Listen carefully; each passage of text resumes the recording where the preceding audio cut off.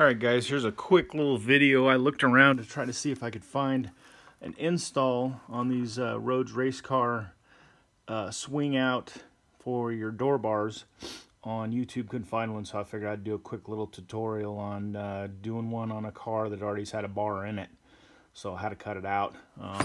This is the kit, 1 5/8 inches. Pretty simple.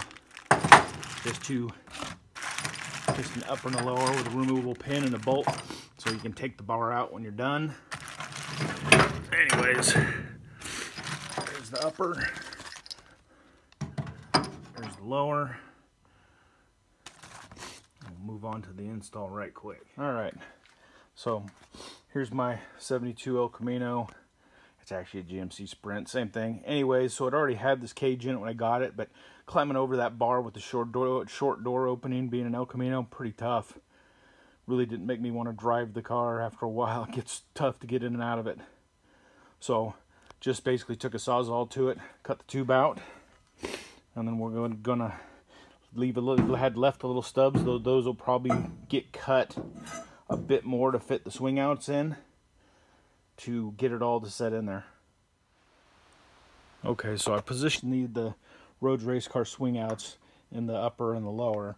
You take a tape measure and you have to figure out this distance, which is about 2 5/8, and you have to figure that out on both ends. So about 5 1/4-ish, you have to lose either some of it out of this tube, some of it out of that lower tube, or the tube that you cut out to put back in.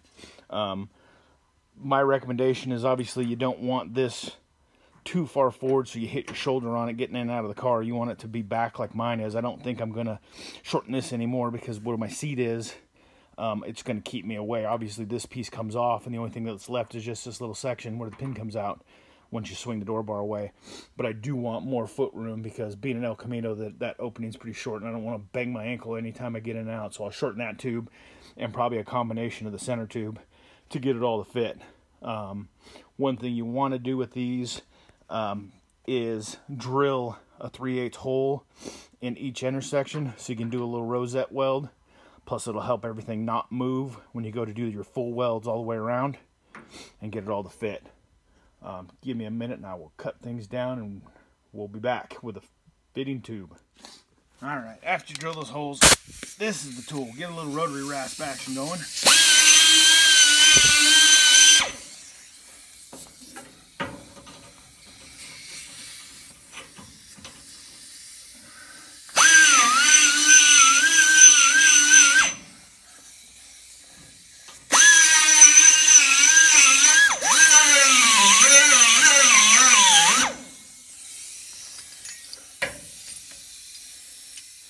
Alright, so here we are almost to the final step. I'm going to go ahead and do a couple of little tack welds around the edge, not quite in those rosette holes yet, because if I need to move it, those are really difficult to get back out. So I'll tack it all in, make sure it all swings right, it's all fit nice and good. I'll make sure to break out my angle finder and make sure, or at least a level, to make sure that the bolt on the bottom and the top here are in the same orientation so the bar swings the same.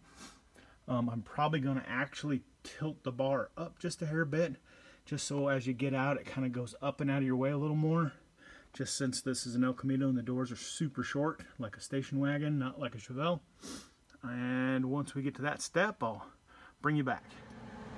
Alright, so what I did here is I kind of twisted the bar a little bit just so it kind of self-supports itself when you unhook it, so it doesn't try to swing back into you. So it's actually just a slight angle. Same angle at the top.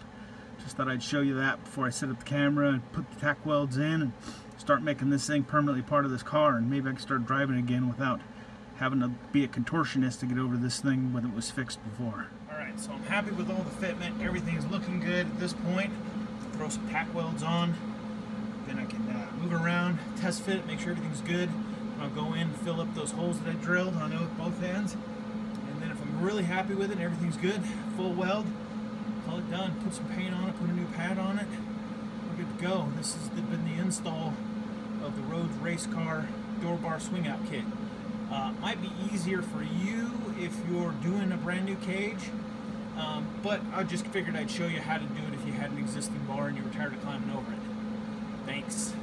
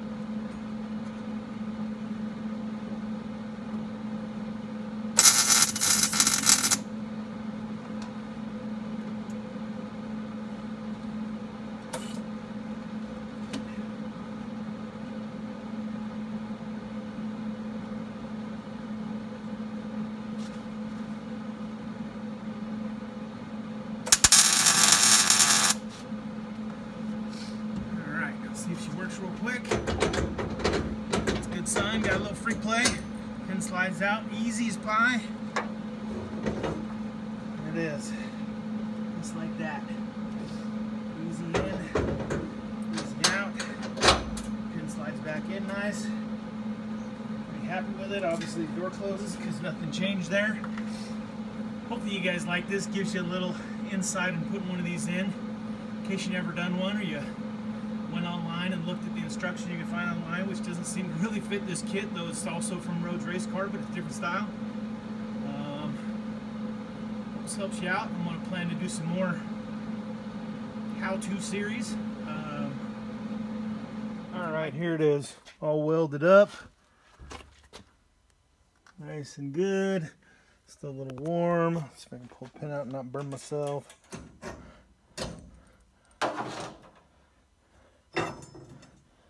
There it is. Nice and easy. Seems good. Hopefully this will give you a little insight to installing the Rhodes Race Cars door bar swing out kit.